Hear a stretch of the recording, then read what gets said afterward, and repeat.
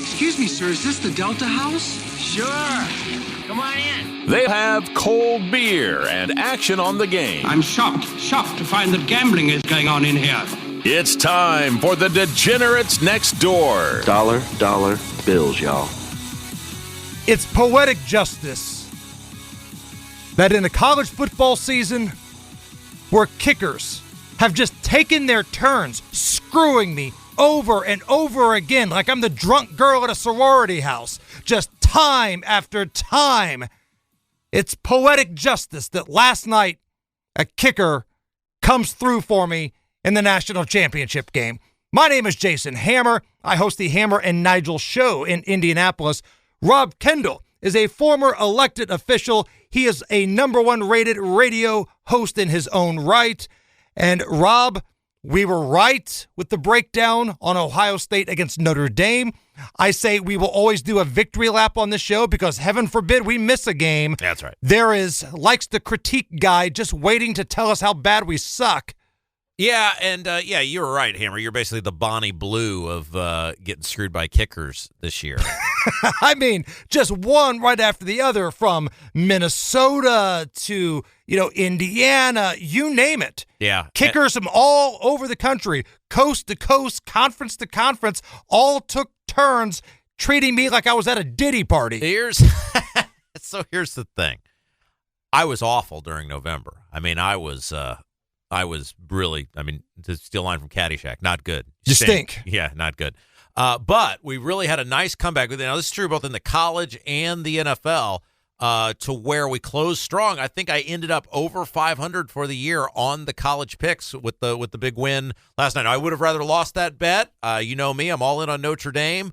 But especially if you remove the previous 3 Notre Dame bets from the equation, where I told people, look, I'm not taking this as a serious bettor. I'm taking this as a fan. If I were a serious bettor, I would take Notre Dame to cover. We ended up, I think, in the is it in the green? Is that what we'd say? We were good. You finished in the black. Thank you. Like Black Friday is the day where the stores, get into the blacks. They make that money. Yeah. Are you ready to get off of Marcus Freeman's ass, or that decision to kick the field goal and not go for it on 4th down, did that put him back on your shit list? Now, I always had a theory, and it's going to change now that we're the tournament has changed. My theory used to be always that Notre Dame should at the very worst go 10-2 every year. 10-2 is the bare minimum of Notre Dame standard, because that used to get you to a good bowl game. It used to be one of the top, as Notre Dame, 5 or 6 bowl games. Occasionally you have a couple of years where you're 11-1, maybe you're 12-0. You play for the big one, you get embarrassed. Now my standard is you got to make the tournament. Notre Dame should, in the 12-team format, make the tournament every year. That's the standard. So by that standard, they had a great year. They're not in the same level as Ohio State. I'm shocked the game ended. Shocked, I tell you, that the game was as close as it was. So good year for him. And, yeah. But do you feel good about him leading the program, though? Has he won you over? Because you're a hard dude to win over. Unless Lou Holtz comes out and puts that sweater on, you're not going to like the Notre Dame football coach. Has Marcus Freeman won over a surly bastard like you? No, I'm not there yet, because he was so bad the previous 2 years. You got to have some consistency. Now, if they come out next year and they make the tournament again, then okay, I'm on board. But it was a good year. It was a fun year. And we'll see. Are we going to talk about the odds now? We're going to go ahead and get into that? Well, I'm looking at Notre Dame's odds for next year. You say they should make the tournament. Well, according to the odds I pulled from Bet Rivers, the future odds here, and most other sites have their odds up as well. Numbers may differ just a little bit, but they're around the same. Notre Dame is number 6 on the list of the best odds at plus 1,100, so 11-1. Yeah, it's going to depend on quarterback, right? Because there's some dudes in the transfer portal they're looking at. They had that kid who came in, actually played great in that drive that he had in the Penn State game. Penn State game, yes, thank you, who was their highly touted recruit. So it's going to depend on who the quarterback is for Notre Dame. They returned quite a few guys. This is the one thing I really don't like about college football now. You used to be able to predict, right? Okay, we got these dudes, and we're going to lose a guy or two to the NFL Tim early. Tebow is coming back. Right. Peyton Manning is coming back. You have no idea now who's coming back on your team. Even if you were good, some guy might be like, well, I didn't get to play enough. It used to be the only thing I had to worry about was losing these guys to the NFL. Now, well, what's my NIL deal? I didn't get it. I didn't get enough money. So who knows, man? I don't even know how you can even put odds out right now because a bunch of these guys don't even know who their quarterbacks are going to be. But we're degenerates, and we're going to look at it, and we're probably going to say at some point, well, that's pretty good value. Well, here's who does have, I think, some decent value. You and I were talking about this last night. We do know who one of the two guys is going to be quarterback for Michigan. They're going to be much better than they were this year, and they beat the national champs. They're 15-1 right now. Yeah, 15-1, and whether it's the blue chip, all-world freshman quarterback coming in that Dave Portnoy of Barstool may or may not have bought, or let's just say he flames out or gets hurt. You've got the Fresno quarterback coming in. He's not fantastic, but he's serviceable. It's an upgrade to anybody that they've had this year. Okay, you love Tennessee football, right? Like you're Mr. Tennessee football. If you were rich like the Barstool guy is apparently rich, would you give it to college kids? No. No way, right? No, unless there's a way that I'm getting some sort of marketing deal in return. Yeah. So I'm sure that this kid that Portnoy purchased, and let's be honest, that's what he did, is probably going to be like doing a bunch of Barstool stuff. Yeah. Is right? that legal? Can you do that? Well, I don't know, but they're going to. And since when has doing things legal ever mattered in college football? So here, tell me if any of these move the needle for you. And again, the biggest free agent is still out there, Quinn Ewers. Yeah. Not for 1 minute do I believe he's staying in the NFL draft. You don't think so? No. He's not going to be a first-round pick. It's borderline second round. Maybe you're talking round 3. Look at the salary he would make there compared to a bidding war between, Georgia or Alabama or maybe going back to Ohio State. Hell, we don't know. But Ohio State is number 1 at plus 450. Don't know who the quarterback is yet. That's too hard. Texas, Arch Manning and company, tied for second with Oregon at plus 700. Do you believe Arch Manning's good? We don't even know. I do. I think he is going to play the position of quarterback better than Quinn Ewers. Like when I watched that Ohio State game last night, the Ohio State quarterback, I think he played better than he really is, but at one point he was carving them up through the air with precision passes, dropping them in buckets. He was in the zone. At one point, I think he was like 13 for 13. Quinn Ewers is never going to be that guy. Arch Manning can be that guy. If his name were Arch Smith, would you feel that way? Or are you just, because we're Indianapolis people, are we just, his last name is Manning? He must be good. Well, I mean, if you watch his tape from high school, the mannerisms that he plays with, because I was really hoping he'd go to Tennessee, right? So I watched his recruiting process, but that's when Tennessee was a dumpster fire and wasn't even on the list. The pump fake like Peyton has, but he's built a little bit like Eli because he could run the ball. That was kind of his MO with Texas this year. The fact that he's kind of dual threat, he's an actual athlete, Manning brother. You got all the brains of the quarterbacks, but the body and the build of like a big, strong linebacker. Man, that's a pretty deadly combination when you put him with Texas. Yeah, but in fairness, if you watched my freshman football tape, I was a pretty good linebacker. And so, high school tape. Oregon plus 700. Georgia comes in at number 4 at plus 900. And then Penn State, Notre Dame tied at 5th, 6th, whatever you want to call it, at 11-1. And then we get into Clemson, 15-1. Ole Miss, 15-1. Michigan, 15-1. And I like Michigan out of that group. Tennessee at 16-1.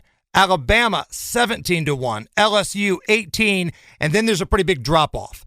Texas A&M, 22. South Carolina, 40. The Hurricanes, 40. Now, here's an interesting one. Now, this team could go one of two ways next year. They could make a big jump like Tennessee did this year and say, we've arrived, and they're going to make a playoff run because I think they've got a good quarterback. Or the wheels could fall off because I think their coach may be an idiot. The Florida Gators, once they decided to go with their dude, right, at the back half of the season, they were really good. Lagway can play. It's just he was sitting behind Mertz for some reason the first half of the season, and Florida damn near lost every game. Once they made the decision to go to Lagway, they were beating Ole Miss. They were pretty good, 60-1. Now, I'm not going to tell you that they're going to be the favorite to win the national championship, but is it worth a Hail Mary at 60-1. Yeah, I hope they're not good because one of our sayings on this show is Florida is ass, and we'll lose that if they're good. Maybe a little bias on my Tennessee side there, but yes. My favorite one is Florida State is 100-1 on this list. 100-1. Well, think about it. 2 years ago, they ran the table. They had a good quarterback. Last year, they had a dude that should be working at the snack bar that's transferred 18 times, and they were awful. So maybe they just need a good shot caller, and they're back in the mix. It's not like the ACC is the Big Ten or the SEC. Well, and this is what both Notre Dame and, because, by the way, Ohio State's the highest-ranked team to ever win a national championship. I mean, statistically, it was impossible for it not to happen. What, they were 8 and Notre Dame was 7 or vice versa. I can't remember. But what both Notre Dame and Ohio State proved is the bye doesn't mean anything. All those bye teams lost, didn't they? All those teams that got the bye lost the next game. But unlike the NFL playoffs where it's the highest rated teams, like you're shocked when the Lions get beat. Was anybody shocked that Boise got beat? Was anybody shocked Arizona State Scattaboo got beat? No, they weren't the best 4 teams. They just happened to win their conferences. Yeah, they got to look at that. They got to I know they want to put a premium. It was basically the anti-Notre Dame bill. They put that in. There's a poison pill for Notre Dame because they wanted them to join a conference. And Notre Dame was like, we'll take our national TV deal and keep all the money when we go to the next round, and we'll just win an extra game. It'll be fine. Thank you. Know who Notre Dame is? At the end of the movie Kingpin, they're Roy Munson. After the bowling tournament's over, and Claudia, the hot chick, comes back to his crappy apartment, he breaks out his endorsement check that he's signed with Trojan Condoms. And he looks at Claudia. This is only getting divided one way. You know, there's always, in every 80s movie, there's the arrogant, like, rival to the main character. Right. And that's who the live golfers guys are in golf now, where they just have, in Notre Dame is this, they just have this attitude when they show up of, you're lucky we're here. You're lucky we lowered ourselves to play in your stupid tournament. Rudy's dad said our stadium was the best damn thing his eyes have ever seen. And he's married and got multiple kids. Yeah, that's right. Think about that. That's right. All right, let's take a little break here. When we come back, we will start to dive into some college basketball. Listen, we're about, 8 weeks away from Selection Sunday, give or take a few days. It's about time to start winning some office pools. It's about time to start winning some bets. And damn it, it's time to bring back the Degenerate Special. We've got all of that. Our professional handicapper is on the way. This show is powered by StatFactory.io, your one-stop shop for all things sports betting information. Create your own computer model. An awesome AI feature is coming very soon. Check out the free preview right now, StatFactory.io. Back on the Degenerates Next Door, powered by StatFactory.io. One more thing on college football. Did you check out the spread that I had last night, Rob? Did you see the food spread that we had at the Hammer House last night? I was trying to tie in all things pop culture. So not only did we have the national championship football game, but we had the inauguration going on as well. So I thought, all right, here's what we're going to do. The food that we got to watch the game with, myself, my 20-year-old college sophomore, my 17-year-old high school junior, and myself, we got the Donald Trump White House buffet. Remember when Clemson went to the Donald Trump White House after winning the championship, and it was the fast food spread of like all McDonald's and Burger King and all that kind of stuff? Remember that? Yeah, I remember. Oh, yeah. We did that last night. We had fries. We had apple pies. We had cheeseburgers and nuggets out the ass, Rob. It was a beautiful spread celebrating a fantastic night in America. You know, patriotism. You know, I felt pride watching the National Football Championship with my family. Oh, man. It wasn't good for the diet, but it was pretty good. I'm not going to lie. Did I ever tell you my McDonald's story about trying to be nice to somebody? You tried to be nice to someone? No, totally. True story. And I've talked about this on my radio show. And yes, we will get to some more bets here in just a moment. But true story. So I'm walking up to the McDonald's, and I see a lady coming behind me.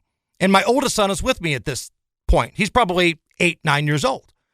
So I hold the door open because I see the lady coming. I'm trying to be nice, right? She looks at me. True story. If I'm lying, lightning strike down. I don't need a damn man to hold the door open for me. To which I think you know how I'm wired. I kind of look at my son. I look at her. F you. And my son starts laughing, and like she rolls her eyes and walks in. But again, no good deed goes unpunished, apparently. Trying to hold the door for somebody. I don't need a damn man to hold the door open for me. Well, F you. And what's great is like everybody that was around started laughing at her. Like when people start laughing at you in public, it's beautiful. There's always that one asshole on the plane that's drunk or rowdy, and he gets up and he hits his head on the overhead bin, and everybody's like, yeah, all right. I like it when bad things happen to a-holes. That's what happened to this broad. And I love that you're an altercation guy. Like, you won't back down. You're not like, I should just let this go. You will clap back. I mean, you almost got in a fight at the polling booth last year. I mean, I love it. Again, and I am the most fun dude to hang out with. Like, I try not to get into scraps and things like that, but when people act like jagoffs, man, sometimes it's just go time. Here's the problem, too, with you, is you're the pettiest person that I know, and you'll never let it go. It's why I don't ever want to get on your bad side, because you'll never let it go. I hold grudges. Yeah, you do. I hold grudges, and there's a local TV station here in Indianapolis that has learned that lesson the hard way. All right, let's talk about some college basketball. It is that time of the year. Now, I'm not above picking NBA games, but it's a dog shit slate tonight. It really is. There's only like 5 games, something like that tonight. It's an awful slate, so let's focus on college basketball. Where do you want to start, Rob? Hey, by the way, somebody named Tizzy is following me on Twitter now. They've got 12 followers. What do you think the odds are well-assembled Tizzy with 12 followers is real? I'm going to say 0. Now, when you said that somebody with 12 followers is now following you, it was either going to be somebody that wants you to watch her undress and flip her bean on OnlyFans, or somebody that wants to troll you and call you a dumbass and a horse's ass. Yeah, that's pretty much it. By the way, at Robin Kindle, at Jason Allen Hammer on Twitter. Okay, so here's what I'm doing. I'm doing this just based off of feel, and I do this a lot with golf, and it, a lot of times it'll work out well for me. Narrator. That means he didn't do any homework. No, well, you're right, but here's the deal. I was very focused on that Notre Dame game last night. Ohio State, we saw them the other night barely beat IU. IU is awful. People are celebrating that IU beat Ohio State by 1 point in overtime and should have lost that game. Like the we're back, baby. IU's back. IU stinks. They're awful. And Ohio State lost to IU. They are unlikable. That's the thing. We've seen teams stink before. But to stink and be unlikable is a bad combination. Yeah. So Ohio State at home lost to a bad, unlikable IU team that may or may not even be trying anymore. Ohio State has to go to Purdue tonight, and the spread is 9.5. By the way, go to statfactory.io. That spread is different depending on what app you're using. So that's one of the great things Stat Factory does is it breaks it down for you. Some places it's 10. Are we thinking that if Ohio State and Indiana are equal, Purdue can't beat IU by 9.5 points at home? That sounds like a mystery. I'm going with Purdue laying 9.5 tonight against Ohio State. See, it sounds like you did a little bit of homework there. You were making it sound like you were that kid that sits in the back of calculus class and he smells like weed and he's got a jean jacket on and he's got zits and his hair looks all greasy like he hasn't, washed it in weeks. You actually did a little bit of homework there. Well, if it isn't the leader of the Wiener Patrol, boning up on his nerd lessons. See, you did a little nerd lesson there. All right, let's keep it in the Big Ten here. Minnesota at Iowa. The Hawkeyes, 8.5-point home favorites over under 150. Again, statfactory.io. Find the best number. When Iowa's on, they're really on. But when they're bad, sweet Jesus, they're bad. But they're usually bad on the road. Iowa at home this year, 10-1. Meanwhile, Minnesota has yet to win a road game. Oh. And somehow they've only played 3 real road games this entire season. I have no idea how that happens, but Minnesota is yet to win a road game. And you talked about Indiana a second ago. Okay, here's a common denominator. Here's a common opponent. Indiana beat the brakes off of Minnesota. Yeah. Now, that was in Bloomington. But when Iowa hosted Indiana, in Iowa, they were up by 30 at one point. I think it ended up being a 25-point ass beating. Minnesota puts up 9.7 fewer points per game than the Hawkeyes allow. The line is 8.5. Give me Iowa at home. Much like the football program, they're a different animal when they are at home. I'll take the Hawkeyes, and I will lay 8.5. All right, so we're off and running. Rob's got a pick on the board. He's laying the points with Purdue. I've got a pick on the board. I'm laying the points with the Hawkeyes at home tonight.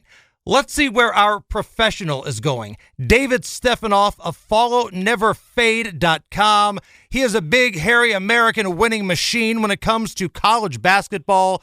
David, where are we going tonight? Fresh off last night's game with the over in the college football game, Hammer. Rob, thank you for having me on. I'm going to the Missouri Valley Conference, one of the most underrated conferences in America. I'm looking at our Indiana State Sycamores going to play Illinois State Redbirds. I don't care what the spread. I don't care who's going to win this game. This game's going to go over the total, guys. It's at 152, 153. I recommend everybody taking the over in this game. Illinois State's both these teams are one of the best three-point shooting teams in the country. Both these teams are really high-paced. Indiana State turns the ball over a lot, but both these teams shoot the three. Indiana State plays no defense. As we know, it's first-year coach Indiana State. Indiana State mostly went to St. Louis now, but they're rebuilding. They play no defense. Illinois State's pretty good at home, but I bank on Illinois State scoring a lot of points here. They shoot a lot of threes. They got one of the best big men in America. He takes it inside and out. I love the Sycamores and the Redbirds here to go over 153 points in Missouri Valley game tonight. I'm not picking a side. Both these teams are probably average in the conference. Drake's probably the best team by far in this conference. But I see a lot of points in Missouri Valley tonight, guys. We're going to the Valley over 152, 153, whatever you can get it at, guys. I like it. I like it. And if somebody wants to get more of your plays, your VIP plays, how do they find you? Hey, I give free plays out every day on Facebook, TikTok, Instagram, X, Twitter, whatever we call it. Every single day we post free plays. But VIP, college basketball, we're wrapping up the Australian Open. Football just getting done. You can message me directly. I'll set up $100 a week, $250 for a month, get all my plays. I'm transparent. I tell you when I win. I tell you when I lose. Because more times we win more than we lose, guys. Fresh off the Ohio State victory last night and the over.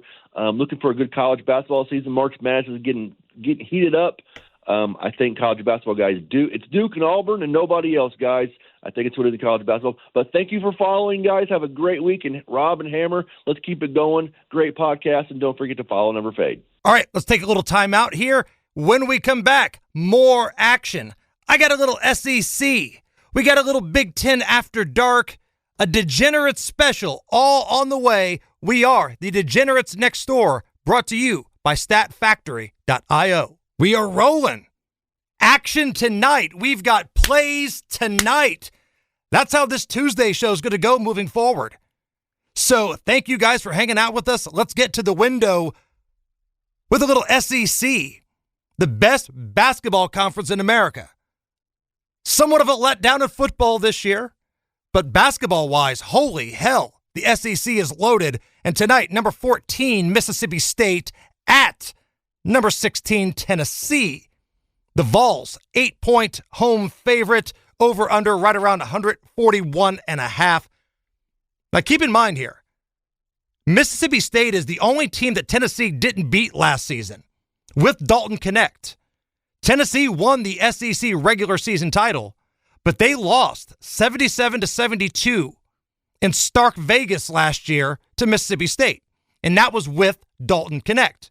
And then Tennessee bowed out of their first game in the SEC tournament. If you remember, they were blown out by Mississippi State. It cost Tennessee a number 1 seed in the tournament. And this is a brutal 4-game stretch for the Vols. They're already coming off an ass whipping at Vanderbilt. You've got tonight where number 14's in your house. And then Saturday, you're at number 1 Auburn.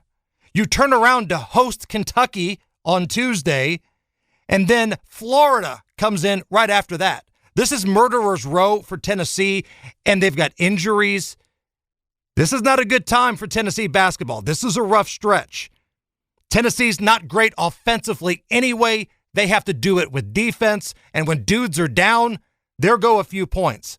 So give me Stark Vegas tonight. Give me Mississippi State. I will take the 8 points. I don't know if they win, but I think they hang around, Rob. I will take Mississippi State +8 at Rocky Top, Tennessee. What say you? Okay, so I'm freely admit I'm just doing this game because I'm poor, so I have to bet on games in order to watch them that are on apps. I don't have cable like you. You cut the cord a long time ago, and when some people went back, you just went, fat. Yeah, that's right. I'm fat. Mostly financial related. But anyway, so I'm trying to find things that are on the Peacock. So you got the Purdue. The kids call it the cock. Oh, well, I'll be calling it the Peacock. Thank Okay. you. I'm very, very uncomfortable just saying that on these family-oriented airwaves. Got the Purdue-Ohio State game at 7:30. Yes. So then I can transition that into I'd be done by 9:30. So I needed a game at 9:30. And on the Peacock, there is the UCLA-Wisconsin game, which starts at 9:30. Yes. So Wisconsin is a 3.5-point underdog. It's really hard to win on the road at the Big Ten. It's really probably harder to win on the West Coast of the Big Ten. UCLA is not great, but I've seen Wisconsin play a couple times. They weren't exactly world beaters at home. I'll take UCLA given the 3.5. Okay. All right. How about a little Big Ten after dark? Hey! 11 o'clock tip-off. Big Ten game. I'm having a hard time getting used to this. Washington at number 13, Oregon. Oregon, 12.5-point home favorite against Washington, over under 147.5. So let's say that I've lost the Minnesota-Iowa game. Let's say that I lost Mississippi State and Tennessee. These Big Ten after darks, it's kind of like the Hawaii football game on Saturday. It's your saving grace, baby. It doesn't start till 11. You can win that money back. And any gambler will tell you chasing your losses is always a good idea. Maybe, maybe not. Check this out. Washington 5-2 against the spread in their last 7 meetings against Oregon. They always match up pretty well. But Oregon's kind of pissed off. They're coming off a depancing from Purdue in Oregon. Purdue went up and just beat the brakes off of them. Washington has conceded 68-plus points in each of their last 11 games against Big Ten opponents. Now, or conference opponents, I should say, going back to last year. 11 games where they've scored 68 or more. The total for Washington's team tonight is 67.5, Rob. So I'm going to ride the Lightning. Give me the Huskies team total over 67.5. I think Oregon wins. It's a pretty big number. Oregon is substantially better than these guys. I don't feel comfortable with 12.5. And truth be told, I'm not sure I want to stay up and watch this full game because it doesn't start until 11. But I can make it probably till about halftime, and I'll have a pretty good feel of whether or not the Huskies are in the mix for over 67.5 points. Let's go for it. Washington, team total, over 67.5. I like it. So, with that being said, all of these games in major conferences here that we've talked about. Now, David Stefanoff kind of did my act here, kind of stole my thunder. That's right. He's got a Missouri Valley game. But the Missouri Valley still is not the MAC. And this brings us to the Degenerate Special. It's time for Hammer's Degenerate Special. Kent State at Toledo. Tickets are available. Toledo is a 1.5 points home favorite. Over under sitting at 148.5. Kent State, 339th in field goal shooting percentage at 40.9. Okay, you're probably thinking to yourself, well, maybe they just struggle mid-range. They're 362nd in three-point shooting percentage at 27.1. The Indiana Hoosiers look at Kent State and go, you can't shoot any threes. But Kent State can play some solid defense. But here's the thing. Look, Fat, Here's the deal.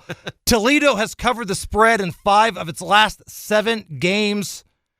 Toledo can score. They're at home. I'm surprised this is such a low number. I think you should jump on this now. It feels like this is going to go to 2, maybe 2.5 before tip-off tonight. Give me the Rockets. I love it. Holy Toledo. We're going to lay 1.5. Toledo over Kent. That is your Degenerate Special. Can I close with something I'm feeling good about right now, Hammer? Please. A little positivity in the program today. I got new shoes for the first time in 3 years. And boy, have you ever had a pair of shoes for a long time? Were you attached to those shoes, or were you just so cheap and poor you didn't want to buy another pair? Yeah, a little both. They were Skechers, so they're not designed for. They're like Skechers dress shoes. You can wear them with jeans or whatever. They're not designed for longevity. They're designed for comfort. Sure. So these things were just horrible. Like they were coming apart. They were literally tearing apart. And here's the thing: if you've ever looked at your shoes, the shoes are designed you use them like a year or whatever. Then you got to get new ones. I'm so much taller now because I have shoes with bottoms on them. Like I'm walking around and I'm looking down on everyone now because I'm so much taller because I have shoes with soles and things on the bottom of them now. You're still a very small, very petty man, though. I am, but I'm taller than I was yesterday. And that's a good feeling for me. So now you could walk up to somebody like Danny DeVito and go, I think we know who's in charge here. That's what you're telling me. That's right. I just wanted to end up feeling something good, and I've just been feeling a little taller today because I got some rubber under my feet, so I'm feeling good. Oh, you get mad at me for saying the cock, but you want to talk about rubbers and think that it's fine. Let's recap the board here. I am on the Hawkeyes, -8.5 at home tonight.